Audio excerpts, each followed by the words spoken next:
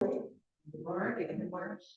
am really happy to be here today to share the many possibilities of blessing with all of you. Much of my life, I was unaware of the word, and I took it for granted. In preparing this talk, I've come to realize that blessings are all around us, all the time.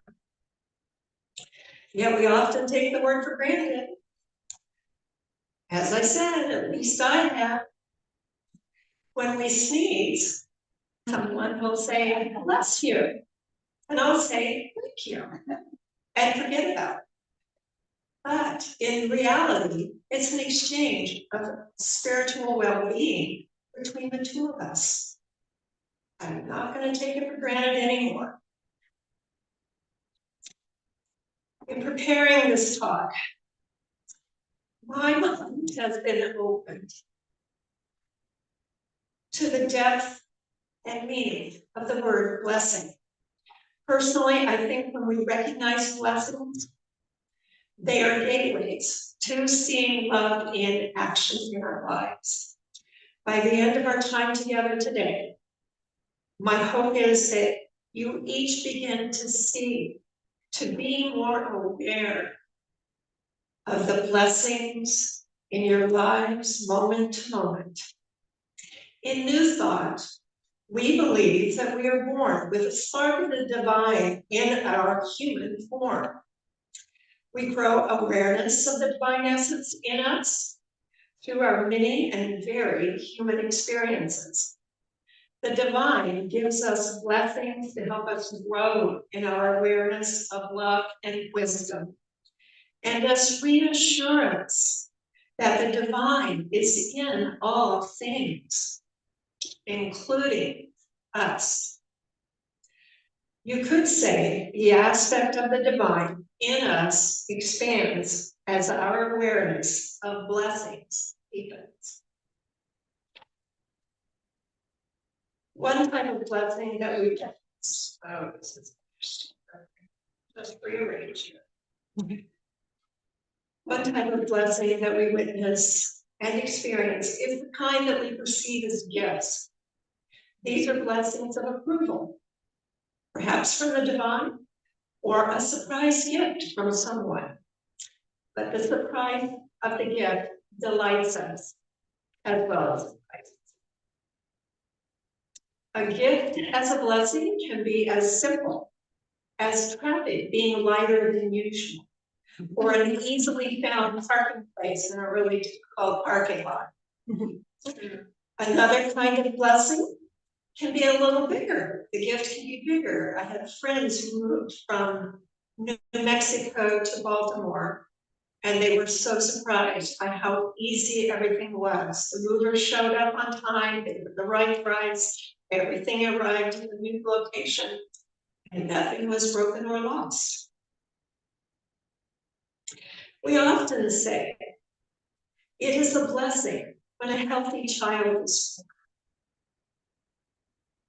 born, or upon the arrival of a cherished and wanted grandchild that it looked like might not survive to term. Those who know they are blessed without a doubt are those who've been gifted with an organ donation, with the unexpected gift of knowing they will receive the organ that they so desperately need to stay alive. It might even show up as a coworker standing at their door with a sign that says, "We're a match." It's a tremendous gift. At first I thought some blessings came in sizes like small, medium, and large. But then I realized all blessings are equal, in that a blessing is divine love moving through us humans, They're all equal in the power of love contained and flowing through them. If we label it as a blessing, it is, because we have the power of blessing within us as spirit in human form. Blessing is one of our superpowers.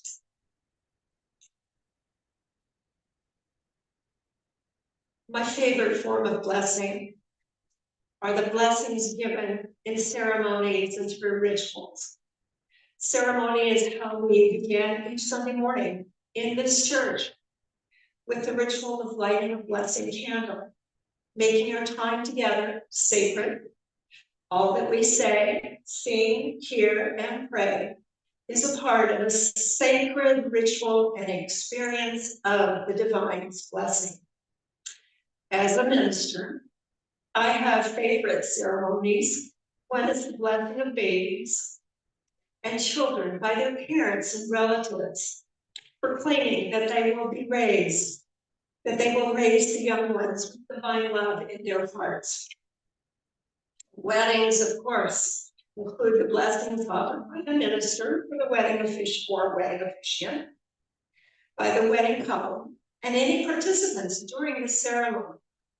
In some weddings, the minister offers blessings on behalf of the couple's deceased parent or a beloved grandparent who has passed on.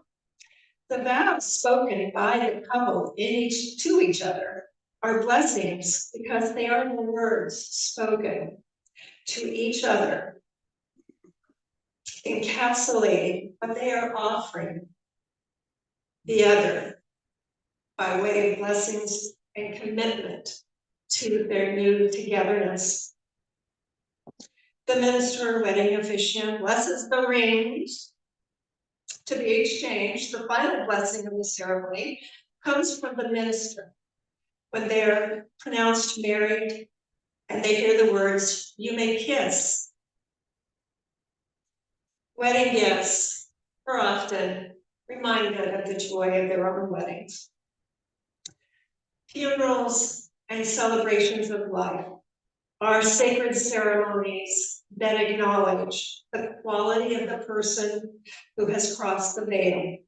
We humans gather to honor and express our love for the person who is no longer with us, no longer a phone call away. We gather to share our love, our stories, and to grieve together. In these moments, we are blessed by our knowing and feeling that we are not alone. We who are in attendance are blessed by our ability to laugh and share tears together. We're joined in the awareness there will be no more parties, emails, text messages, no more will we see them in physical form. And we learn things we didn't know about our loved one. The time together blesses us all in attendance. As a minister, it is a blessing for me to be asked to co-create these ceremonies with the person's loved ones. Last year, I received a phone call from a friend calling from her hospital bed in tears, asking if I would officiate her celebration of life. She had been dealing with cancer for 9 years. I told her I would be honored. The conversation led to her telling me she was going to be put in hospice and going home to her father's house from the hospital. During my visits with her, gathering information about what she wanted for her celebration and the experience of being with Anne during her process of acceptance that her life was coming to an end, and talking about what she thought would come afterward, was a profound time of blessing for me. It was a huge gift of time and love that Anne and I shared with the divine. It was so clear to me. Co-creating with Anne and her family and being master of ceremonies at her celebration of life is a blessing I will always cherish. It is a gift that continues to resonate in my life and in my heart. Knowing and being loved by you was and remains a gift that surprises me to this day. Attending sacred ceremonies puts us in a circle of people joined for the specific purpose of honoring our lives and respecting the lives of others as we share love and spiritual well-being together. And yes, during Anne's celebration of life, I learned something about her I didn't. Now we're moving to the big part. There is a term in common usage, ordinary thought. I know that many of you have said this phrase, that was a mixed blessing. Or you may have thought of it as blessing in disguise. In any case, it was something that didn't appear to be that wonderful that resolved itself into something worthwhile. I have an example from a coworker. This is from my days in the 70s working in aerospace. This guy was not very good at his job, and he was laid off. And it was back in the days before layoffs were so common, and he was escorted out of the building. Now they don't do that quite so fast. I saw him at lunch. We happened to be in the same restaurant a few weeks later, maybe it was a month, and he was beaming. And he said he had gotten a job that he was loving, that he was really good at. And the best part was that it made a whole lot more money, paid a whole lot more money than he had been receiving in aerospace.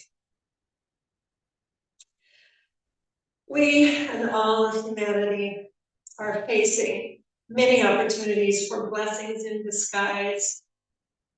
We're facing many causes of stress, chaos, and uncertainty coming at us collectively and on many levels.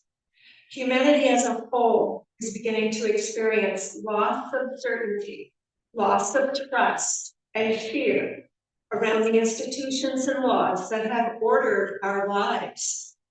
I do mean globally, not just here in the US. I also include the transformations that in many ways Mother Earth is currently reordering herself.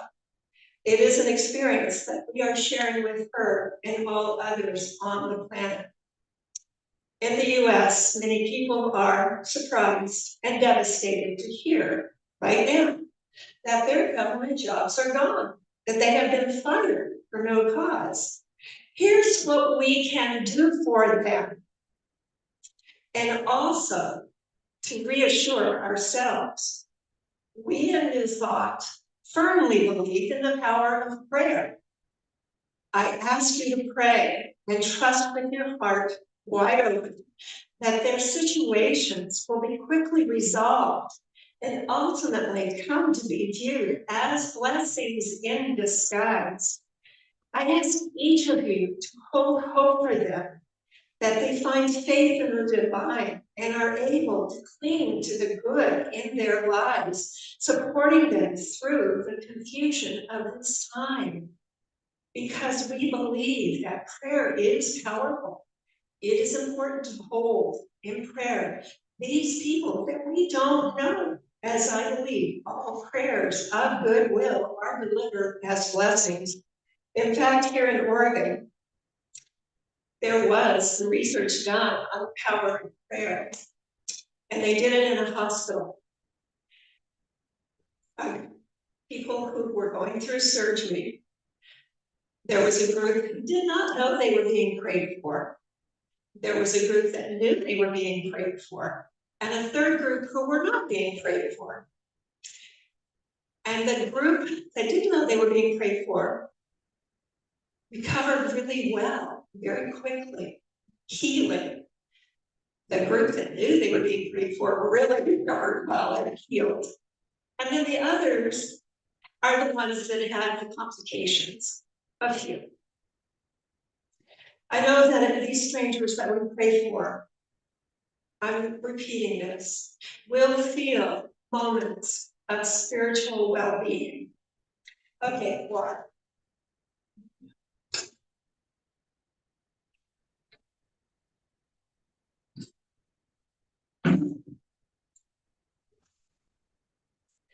Pray for those in Washington, D.C. and other workers who don't yet know much longer will they have their jobs? Will their friends have their jobs?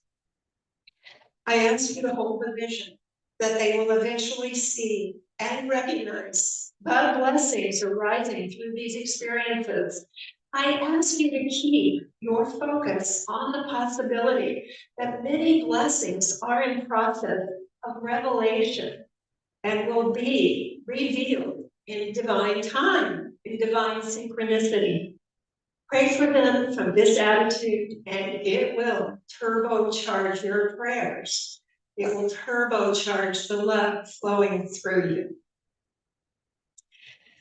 And spiritual well-being will flow through them into the rest of the world. Humanity as a whole is navigating chaos around the world, consciously and unconsciously and intuitively.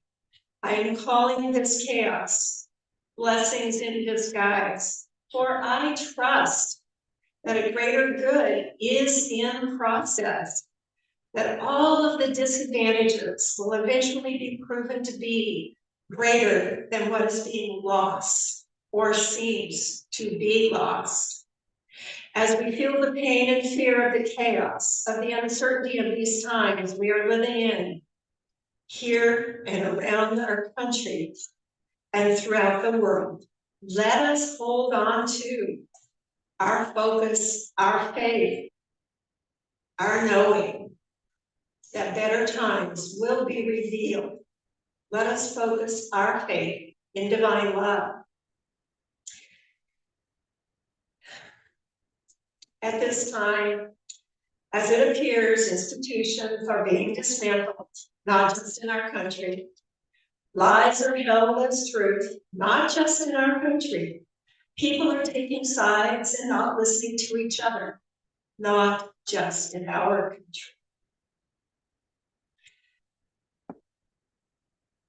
Let us believe in the divinest love, holding the highest good for all beings. I trust that there will be many blessings in disguise, revealed in the near future through the chaos of our current leadership and many global situations.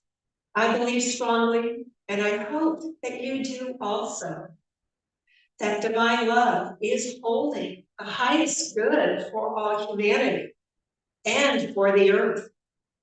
I believe and trust that there will be many blessings arising and ultimately revealed in the near future and beyond. Yes, blessings arising through chaos within the global communities and the tribulations of Mother Earth. Mother Earth is going through many changes, and these changes are causing stress in our country and around the globe. Yes, people are losing their homes through fires or floods or hurricanes or mudslides or tornadoes or melting glaciers. And some people die in these events. Let's not focus on the thousands who live through these events. Let's not lose focus, nor forget the many blessings that displaced folks receive from complete strangers and organizations like the Red Cross. Thousands of people donate money, physical help, tools, saws, boats, chainsaws is what I really thought, food, clothing, and shelter, and the many other offerings of help. Many people who have lost their homes have said they feel blessed and grateful that they and their families and pets are all alive and that the things they've lost can be replaced. They acknowledge that the loss of their homes has given them the blessing and joy of being alive. Perhaps Mother Earth is showing us that we must change our use of her resources. The fires are revealing that many of the things we manufacture and use so freely are toxic and harmful to us when they are destroyed by fire. Perhaps you saw the woman on the news recently whose home was the one standing among the many others around her that were not. She had her house checked for pollutants, and it was found to be uninhabitable because of all the toxic chemicals that the fires had released. Mother Earth is a source of many blessings for us. Let your prayers for her well-being include your gratitude for the use of her many gifts to us. She offers us an abundance of plants that are beautiful, and also we use for food. She provides us with plants that are healing medicines. Her body provides food for the animals that some of us eat.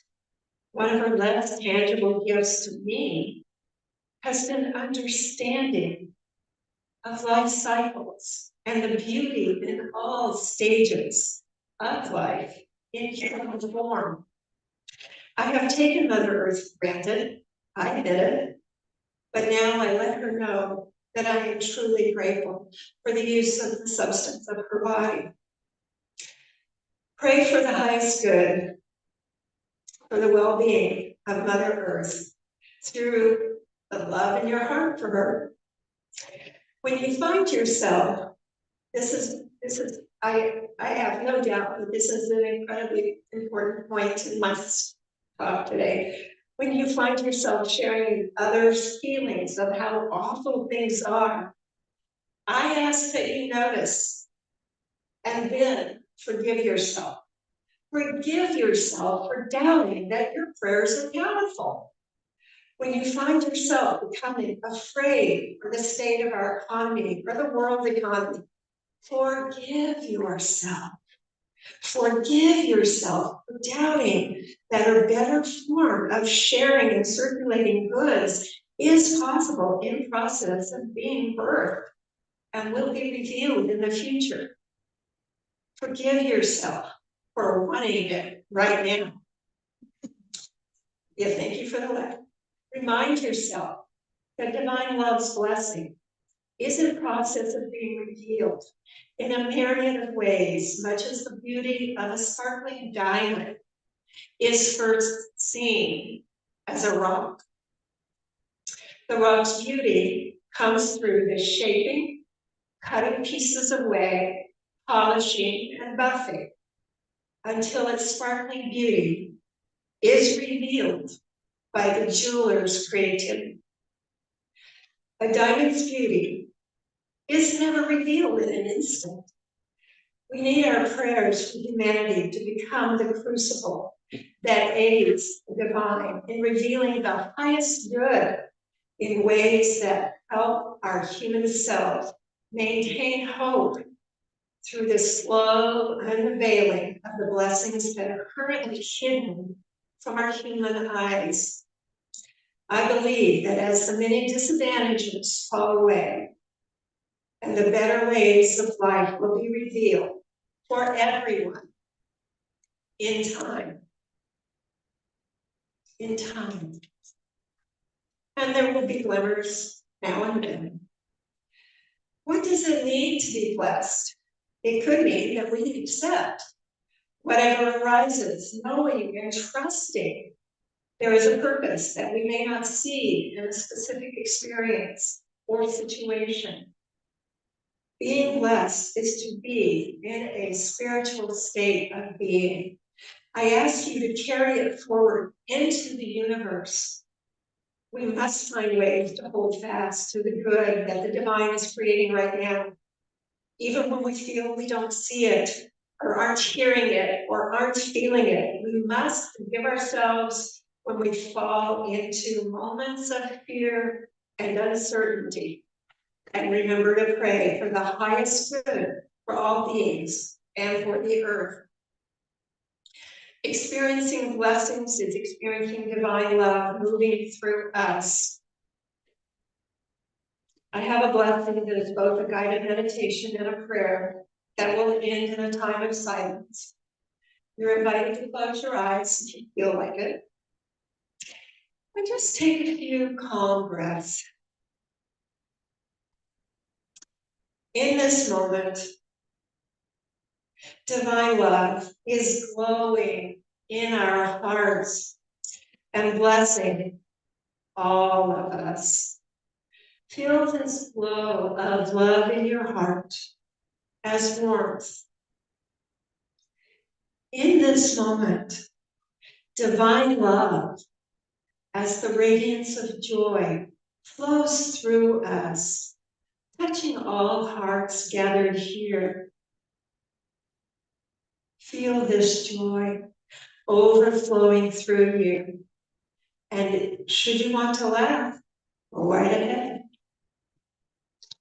In this moment, divine love, as peace, enters us and circles the earth, touching hearts everywhere with spiritual well-being around the planet.